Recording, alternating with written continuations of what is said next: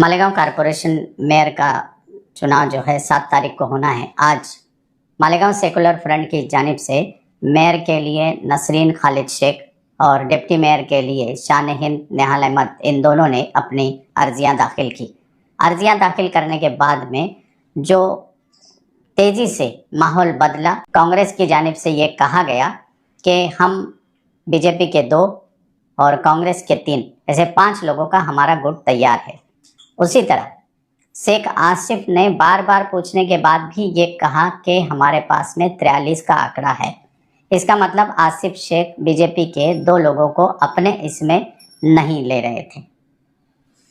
आसिफ शेख जब बीजेपी के लोगों को अपने इसमें शामिल करने को तैयार नहीं थे, उसके बावजूद भी मीडिया के जरिए या कुछ सोशल मीडिया के जरिए उन्हें ट्रोल करने की कोशिश की जा रही थी। मगर अभी अभी कुछ देर पहले इस पर पर्दा गिर गया है। पर्दा कैसे गिरा? डिविजनल कमिश्नर के ऑफिस में मदन बापू गायकवाड़ और उनके साथ के दूसरे जो कारपोरेटर है, इन दोनों ने मिलकर डिविजनल कमिश्नर को ये लेटर दिया कि हम जो गुट हमने 30 तारीख को तैयार किया था, उस गुट से हम बाहर निकल रहे हैं, हमें उस गुट में नहीं रहना है।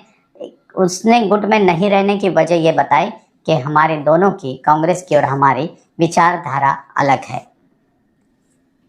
इस बात पर अब तो पर्दा गिर गया है कि बीजेपी इस्लाम पार्टी या मालेगांव सेकुलर फ्रंट के साथ नहीं है।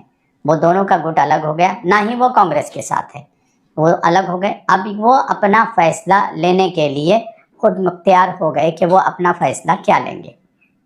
आज शाम तक या कल सुबह तक के जो है बीजेपी क्या करना चाह रही है और वो किसके साथ जाना चाह रही है, इसके बारे में अधिकृत अनाउंसमेंट जो है, घोषणा जो है, बीजेपी के जानिब से होने की आशंका जताई जा रही है।